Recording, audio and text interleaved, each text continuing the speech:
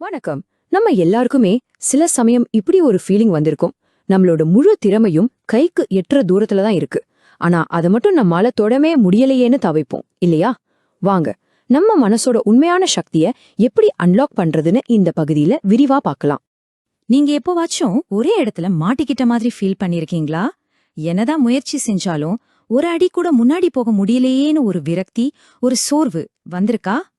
அது உங்க படிப்புல இருக்கலாம், வேலையில இருக்கலாம், இல்ல உங்களை நீங்களே இம்ப்ரூவ் பண்ணிக்கணும்னு நீங்க எடுக்கிற முயற்சியா கூட இருக்கலாம். நம்மளால முடிஞ்ச எல்லாத்தையும் நாம செய்றோம். ஆனா பலன் மட்டும் கிடைக்கவே இல்ல. எந்த முன்னேற்றமும் இல்லாம அப்படியே நிக்கிற மாதிரி ஒரு ஃபீலிங். நம்மளோட அத்தனை உழைப்பும் வீணா போகுதோன்னு நினைக்கிற அந்த நொடி நிஜமாவே ரொம்ப கஷ்டமா இருக்கும் இல்லையா? சரி, அப்போ பிரச்சனை எங்கதான் இருக்கு? நாம ஒன்னு புரிஞ்சுக்கணும். பல நேரங்கள்ல பிரச்சனை நம்மளோட முயற்சியில இல்ல, அதுக்கு பின்னாடி ரொம்ப ஆழமான ஒரு காரணம் இருக்கு. அப்போ நம்ம ஏன் இப்படி கஷ்டப்படுறோம்? அதுக்கான உண்மையான காரணத்தை தெரிஞ்சுக்க நம்ம மேலோட்டமா பாக்குறத விட்டுட்டு கொஞ்சம் ஆழமா யோசிச்சு பார்க்கணும். பாருங்க, பொதுவா நாம என்ன செய்யறோம்? மார்க் குறைஞ்சிடுச்சு, வேலையில சரியா பெர்ஃபார்ம் பண்ண முடியல, தன்னம்பிக்கையே போச்சு, இப்படின்னு பிரச்சனையின் விளைவுகளை பத்தி தான் நம்ம கவலைப்படுறோம். ஆனா இந்த எல்லாத்துக்கும் மூல காரணம் ஒண்ணு இருக்கு இல்லையா? அது நம்ம கண்ணுக்கு தெரியாம மறைஞ்சிருக்கு. இங்கதான் ஒரு ஆச்சரியமான விஷயம் இருக்கு. நம்ம சந்திக்கிற கற்றல் சம்பந்தமான பிரச்சனைகள்ல, அதாவது லேர்னிங் டிஃபிகல்டீஸ்ல 80% ஒரே ஒரு இடத்துல இருந்து தான் வருதாம். ஆமாங்க, நீங்க கேட்டது சரிதான். 80%. அதுக்கு பேரு தான் அறிவாற்றல் திறன்கள் அல்லது காக்னிட்டிவ் ஸ்கில்ஸ். சிம்பிளா சொல்லணும்னா நம்ம மூளையோட கோர் அபிலிட்டிஸ். நம்ம சிந்திக்க, கத்துக்க, ஞாபகம் வச்சுக்க, இதுக்கெல்லாம் அடிப்படையா இருக்கிற டூல்ஸ் இவைதான். ஒரு கம்ப்யூட்டருக்கு ஆபரேட்டிங் சிஸ்டம் எப்படியோ அப்படிதான் நம்ம மூளைக்கு இந்த காக்னிட்டிவ் ஸ்கில்ஸ். நம்மளோட பல பிரச்சனைகளுக்கு இதுதான் மூல காரணம். அதே சமயம் நம்ம பொட்டென்ஷியலை அன்லாக் பண்றதுக்கான சாவியும் இதுதான். சரி, அப்போ நம்ம மூளைக்குள்ள ஒளிஞ்சிட்டு இருக்கிற இந்த கருவிகள் எப்படிதான் வேலை செய்யுது? வாங்க பார்க்கலாம்.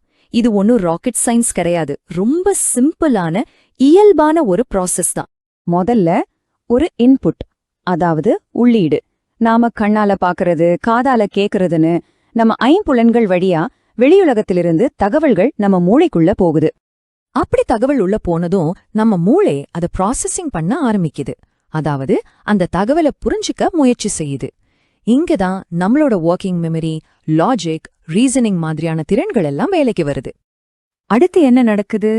மூளை இந்த புது தகவலை நம்ம கிட்ட ஏற்கனவே இருக்கிற அறிவு வங்கி, அதாவது நம்மளோட நாலேஜ் பேங்க் கூட கனெக்ட் பண்ணுது. ரொம்ப சிம்பிள். புதுசா கத்துக்கிட்டத பழசோட பொருத்தி பாக்குது. கடைசியா ஒரு அவுட்புட் உருவாகுது, அதாவது வெளியீடு. நாம கத்துக்கிட்ட விஷயத்தை எழுதுறது, பேசுறது, ஒரு கணக்க போடுறது, இல்ல ஒரு படம் வரைகிறது மூலியமா வெளிப்படுத்துறோம். இப்போ நீங்க பாக்குறீங்களே, இதுதான் நம்ம மனசோட முழு இயந்திரமும் வேலை செய்யற விதம். Input, processing, output. இந்த முழு ப்ராசஸும் எவ்ளோ வேகமா, எவ்ளோ திறமையா நடக்குதுங்கிறது நம்ம அறிவாற்றல் திறன்கள் எவ்ளோ ஸ்ட்ராங்கா இருக்குங்கிறத பொறுத்ததுதான். யோசிச்சு பாருங்க, உங்க மனசோட திறமைகளை ஒரு மேப் மாதிரி போட்டு பார்க்க முடிஞ்சா எப்படி இருக்கும்?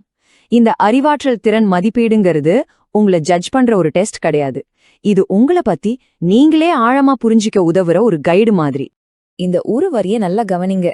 வயசு வித்தியாசமே இல்லாம நம்ம கத்துக்கிறதுக்கோ சிந்திக்கிறதுக்கோ அடிப்படையே இந்த அறிவாற்றல் திறன்கள் தான். இது சின்ன குழந்தையில இருந்து பெரியவங்க வரைக்கும் எல்லாருக்கும் பொருந்தும். சரி, உங்களோட காக்னிட்டிவ் ப்ரொஃபைல புரிஞ்சிக்கிறதால என்ன லாபம்? நிறைய இருக்கு. உதாரணத்துக்கு, உங்க பலம் என்ன, பலவீனம் என்னன்னு தெரிஞ்சுக்கிட்டா அதுக்கேத்த மாதிரி சரியான படிப்பையோ வேலையோ நீங்க தேர்ந்தெடுக்கலாம். உங்களோட எல்லா திறன்களையும் அதோட உச்சக்கட்டத்துக்கு கொண்டு போகலாம். முக்கியமான நேரங்கள்ல சரியான முடிவெடுக்கவும் இது ரொம்ப உதவும். சரி, இதெல்லாம் நல்லாதான் இருக்கு. ஆனா உண்மையிலே ஒரு மாற்றத்தை கொண்டு வர முடியுமா? முடியும். வளர்ச்சிங்கிறது சும்மா பேச்சோட நிக்கிற விஷயம் இல்ல. அது நாம அளந்து பார்க்கக்கூடிய ஒரு நிஜமான பயணம். இப்போ இந்த படத்தை பாருங்க. இது ஒரு நிஜமான நபரோட growth சார்ட். வெறும் 2 மாசத்துக்குள்ள ஆரம்பத்துல ரொம்ப வீக்கா இருந்த ஏரியாஸ் எல்லாம் எப்படி பெரிய பலமா மாறி இருக்குன்னு பாருங்க. குறிப்பா ரீசனிங் மற்றும் மெமரி மாதிரி ரொம்ப முக்கியமான திறன்கள்ல ஏற்பட்டிருக்க இந்த முன்னேற்றம் உண்மையிலேயே ஒரு பெரிய மாற்றம். நாம இப்போ இந்த பயணத்தோட ஒரு முக்கியமான கட்டத்துக்கு வந்திருக்கோம்.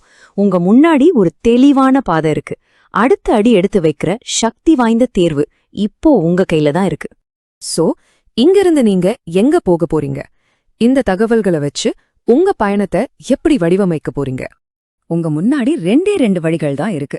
ஒன்னு, எந்த மாற்றமும் இல்லாம இப்படியே இந்த தேக்கு நிலையிலேயே இருந்துடுறது. இல்லனா உங்க திறமைகளை வளர்த்துக்கிட்டு ஒரு புது தெளிவோட நம்பிக்கையோட அடுத்த கட்டத்துக்கு முன்னேறி போறது. முடிவு உங்க கையில. உங்கள பத்தி நீங்களே ஆழமா தெரிஞ்சுக்கிட்டு ஒரு புது அத்தியாயத்தை தொடங்கணும்னு உங்களுக்கு தோணுச்சுன்னா இது உங்களுக்கான ஒரு அன்பான அழைப்பு. மேலும் விவரங்களுக்கு இங்க தெரியிற எண்கள்ல எங்களை தொடர்பு கொள்ளலாம். மறக்காதீங்க, மனங்கள் சந்திக்கும் இடத்தில் அர்த்தங்கள் பெருகும், வளர்ச்சி பரஸ்பரமாகும்.